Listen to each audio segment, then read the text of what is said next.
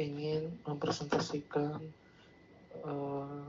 tugas kami yang telah kami buat, yaitu mata kuliah analisa perencanaan dan sistem. Nah, kami di sini itu tugasnya diberikan untuk membuat alur sistem pembelian tiket secara online. Nah, selanjutnya yaitu perkenalkan anggota kami, yaitu ada Kemar Ramadan, ada Muhammad Sulaiman Anhar, saya sendiri, kemudian ada Desran Zakian, dan ada Mas Wisnu. Selanjutnya yaitu latar belakang. Nah, pembelian tiket secara konvensional yaitu masih memiliki banyak kelemahan, terutama dalam hal efisiensi waktu dan juga kecepatan data dan kenyamanan pengguna, dan juga antrian yang panjang.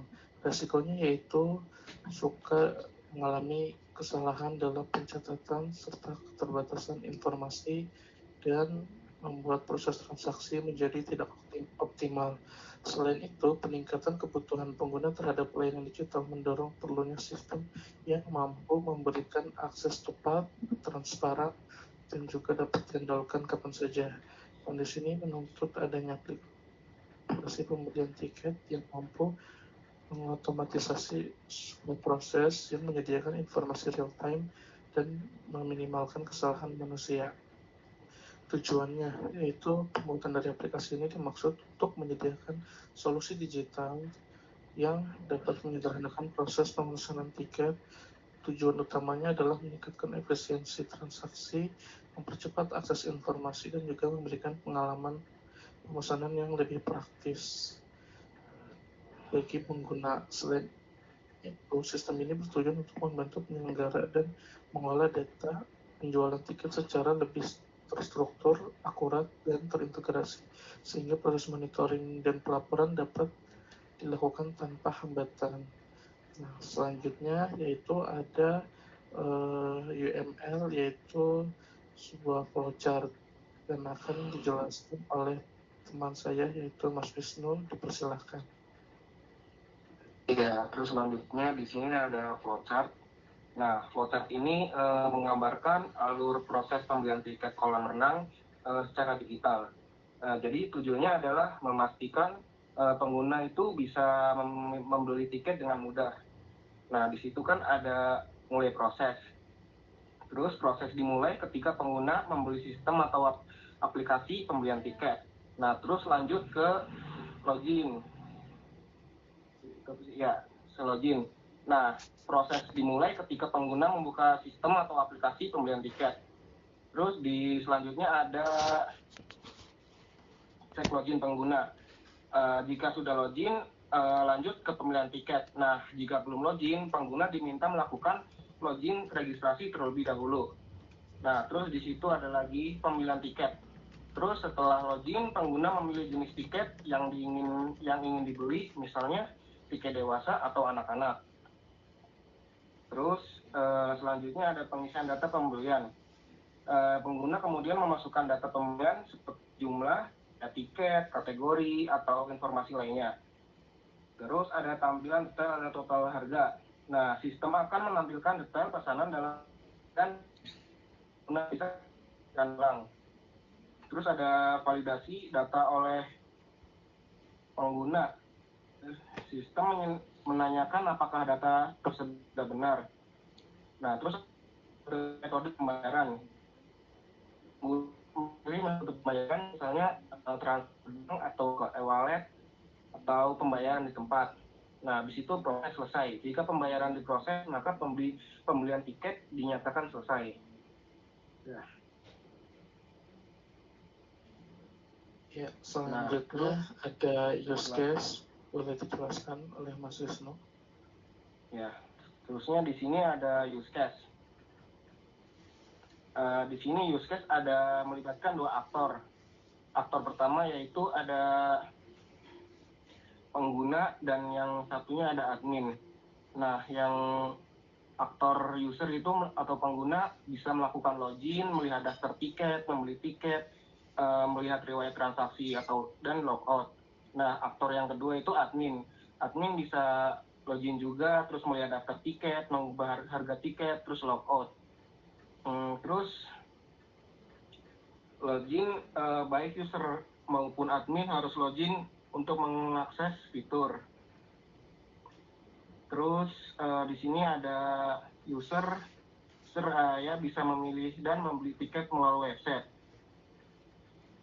Terus apa lagi ya? Ya, oke. Terima kasih Mas Wisnu atas penjelasannya. Nah, selanjutnya yaitu ada activity diagram. Di sini saya menjelaskan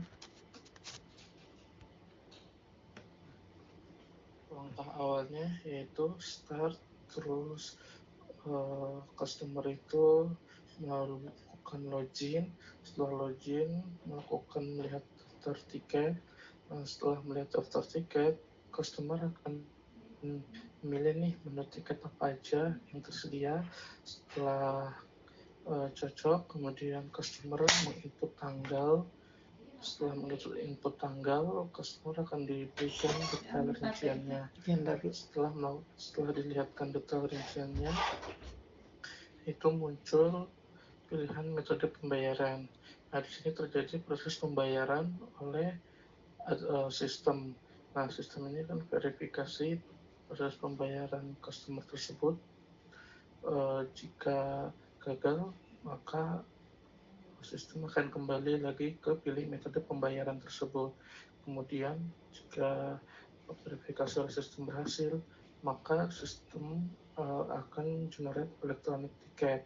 Kemudian electronic ticket akan dikirim ke customer dan customer dapat melihat electronic ticket kolam renang tersebut. Kemudian akan mendownload tiket otomatis ke handphonenya customer, dan di sini proses selesai. Itu penjelasan dari activity diagram. Selanjutnya ada sequence diagram yang akan dijelaskan oleh Mas Gema, dipersilakan. Ya, untuk sequence diagram ini untuk menjelaskan interaksi antar komponen dan juga secara waktunya.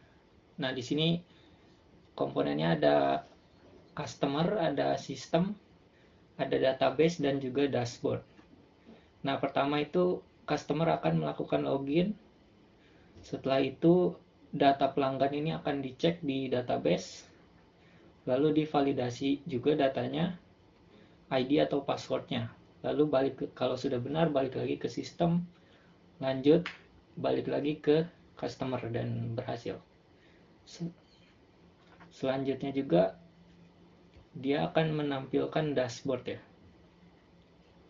Setelah dashboard itu muncul, pelanggan juga bisa melihat daftar tiket yang ada. Lalu setelah itu menampilkan daftar tiket. Lalu setelah itu bisa membeli tiket itu sendiri. Lalu database-nya akan cek stok tiketnya juga. Setelahnya akan menampilkan tiketnya. Nah, lalu pelanggan juga bisa melihat riwayat transaksi yang ada. Selanjutnya juga sistem mengambil data riwayat pembelian pelanggan. Setelah itu akan ditampilkan riwayatnya di dashboard lagi. Lanjut, entity relationship diagramnya untuk menjelaskan struktur database-nya. Di sini ada 4, pengunjung, admin, transaksi, dan tiket. Mohon diperbesar sedikit. Ya, jadi untuk pengunjung dia ada ID pengunjung sebagai primary key, ada nama, ada nomor HP, dan juga hubungannya adalah melakukan transaksi. Ke bawah sedikit. Untuk pengunjung ini hubungannya dengan transaksi adalah one to many karena satu pelanggan bisa melakukan banyak transaksi. Lanjut di transaksi sendiri, ada ID transaksi, digunakan sebagai primary key juga, ada ID pengunjung, ada ID tiket, ada tanggal, ada jumlah, ada total transaksi. Ini berelasi dengan tiket, pembelian tiket. Hubungannya juga many to one, karena satu tiket itu bisa beberapa transaksi. Di tiket itu sendiri ada ID tiket sebagai primary key, ada nama tiket dan harga. Berelasi juga dengan admin. Mohon ke atas sedikit. Nah, admin ini mengubah harga tiket. Hubungannya adalah many to one, karena beberapa admin bisa saja mengubah harga tiket. Di admin ini ada ID admin sebagai primary key, ada username dan password. Selanjutnya untuk kelas diagram. Ya, di sini juga ada 4 juga, ada pengunjung, transaksi, tiket, dan admin. Di pengunjung ini ada yang seperti tadi dijelaskan, ID pengunjung, datanya adalah integer, nama itu tipe datanya string, nomor HP juga string. Yang bisa dilakukan adalah melihat tiket, membeli tiket, mendapatkan tiket. Berelasi dengan transaksi one to many, karena satu pelanggan bisa banyak transaksi. Di transaksi ada ID transaksi, tipenya integer, tanggal transaksi integer juga, total bayar tipenya double. Yang bisa dilakukan hitung total, simpan transaksi. Berelasi dengan tiket many to one, karena satu tiket bisa banyak transaksi. Di tiket sendiri ada ID tiket integer, nama tiket string, harga double, deskripsi string. Yang bisa dilakukan update harga dan get info atau informasi tiket. Berelasi lagi dengan admin one to many, karena beberapa admin bisa mengubah satu tiket. Di admin sendiri ada ID admin berupa integer, nama admin integer, username string, password integer. Yang bisa dilakukan login, ubah harga, lihat riwayat transaksi. Demikian. Oke, terima kasih Mas Bima atas penjelasannya. Yang selanjutnya yaitu ada kesimpulan yang akan dipaparkan oleh Mas Destran Zakian. Persilakan. Baik, di sini kesimpulannya berdasarkan proses analisis dan perancangan yang dilakukan, dapat disimpulkan bahwa sistem pembelian tiket yang dirancang mampu memberikan proses pemesanan yang lebih cepat, terstruktur, dan meminimalkan kesalahan manual. Sistem ini menyediakan fitur login, pemilihan tiket, penghitungan harga otomatis, validasi pembayaran, hingga pembuatan e-tiket. Dengan adanya flowchart, activity diagram, dan ERD, keseluruhan alur kerja sistem menjadi lebih jelas, terstandarisasi, dan mudah diimplementasikan. Sistem ini dapat menjadi dasar kuat untuk pengembangan fungsi lebih lanjut seperti integrasi, pembayaran otomatis, dan analitik transaksi. Sekian. Ya, terima kasih Mas Desran yang sudah menjelaskan dari kesimpulan sistem yang kelompok kami buat. Mungkin itu saja yang dapat kelompok kami sampaikan. Kurang lebihnya mohon maaf. Apabila ada teman-teman yang ingin bertanya, silakan langsung ketik di kolom komentar dan kelompok kami akan menjawabnya. Mungkin itu saja, cukup dan sekian. Terima kasih. Wabillahi taufiq wal hidayah. Wassalamualaikum warahmatullahi wabarakatuh.